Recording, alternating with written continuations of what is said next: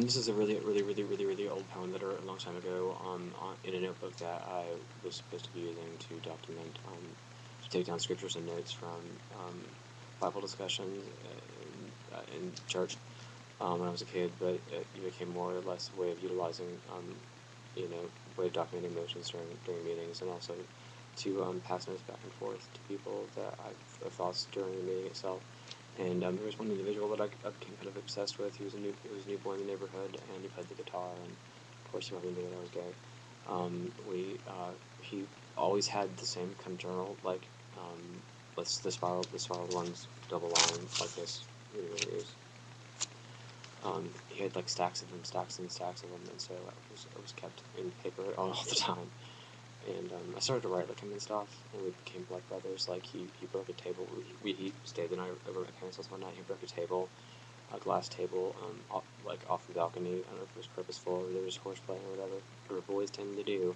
And I was just like, oh God, you guys are supposed to be here. I'm gonna be the one to take the blame for this. And they said, okay, well let's make a pact. And so we walked outside with a piece of the glass, and they became blood brothers. That's a really dangerous thing to do these days. I don't think it's ever a very good idea to do that, but we did, and yeah, that's the end of my story. But I wrote this during that time period, and here goes. Knock knock. Who's there? Oh, pardon me. I have to get some music on, otherwise I'll be distracted by the neighbors.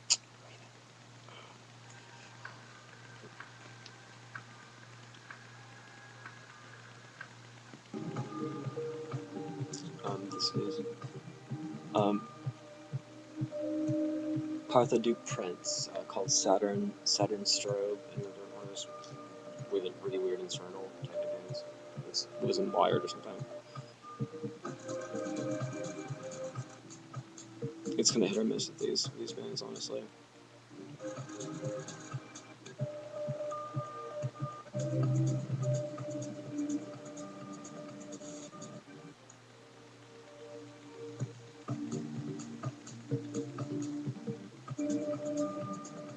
Let's set up that and try something else. Bear with me here.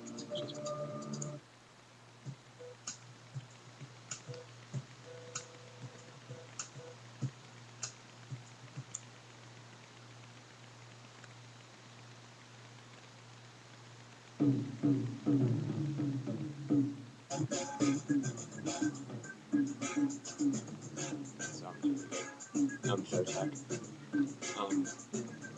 Knock knock. Who's there? True love. True love who?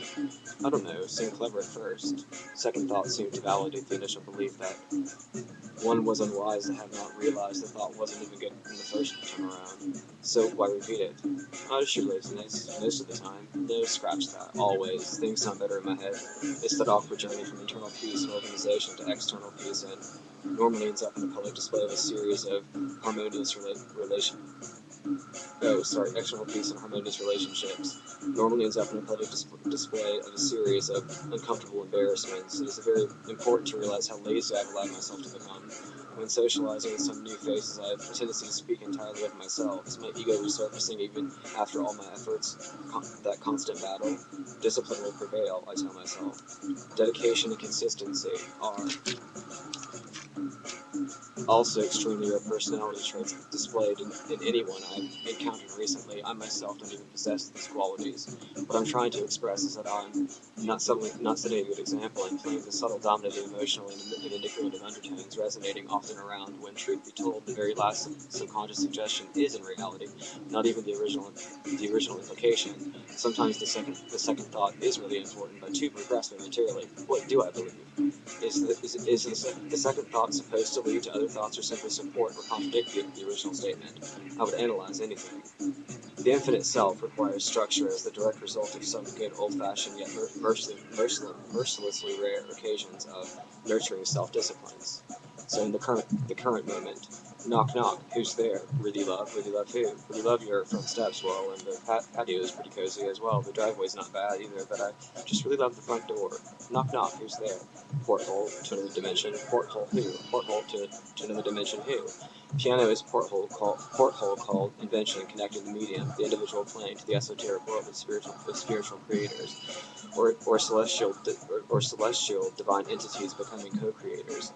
An internal, subliminal, subtle influence that adds fuel to the fire, should I say rare spark, that fleeting at times impossible to catch shimmer, of the very tired and wounded, out amongst the walking wounded, not really depressed or desperate, just exceedingly bored with socially acceptable behavior.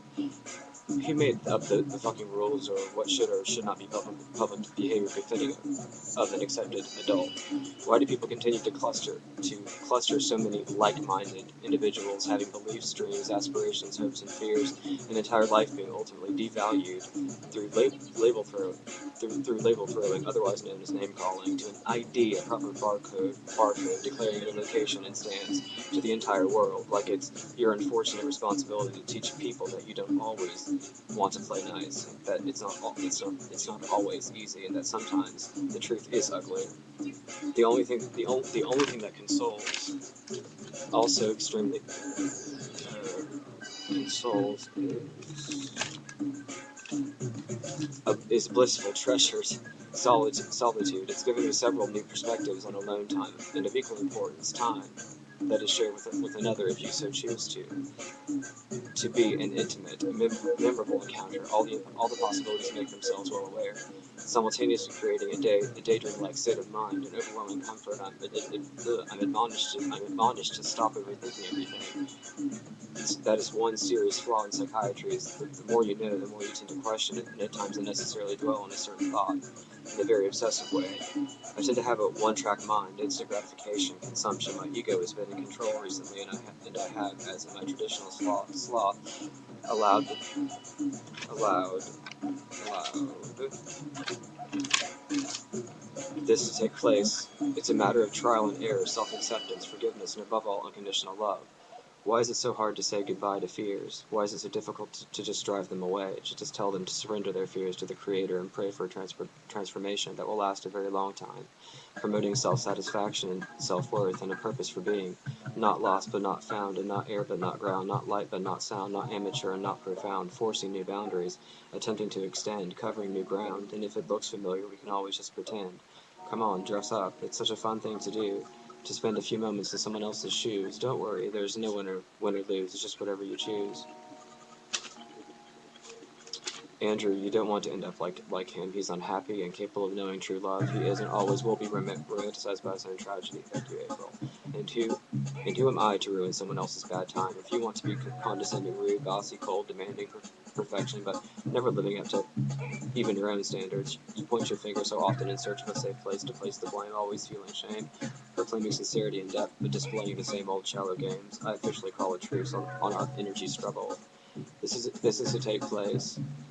It's a matter of It's a matter of trial and error. Oh no, that's the same one. Hold on. I hate these books now. I from this point on refuse to battle your ego. For number one, I haven't the strength to wage such a war. Number two, run the risk of carelessly surrendering any form of power back to my own. I would fear annihilation if I were to return to that interesting evolutionary experience of complete and utter hopelessness. These are the morality questions that define our very characters, our decency, our limitations, or lack thereof. In other worlds, the reason why so many convince themselves into believing that they have a right to be judgmental as long as they keep it to themselves. All logical evidence aside, one could easily believe that just a mere thought could quite possibly project energy the moment it is well thought. Now, where does the energy go when it's projected? Wherever you want it to go, I suppose. It's a losing battle, just a struggle for power, so I surrender. I was like, it's date on here.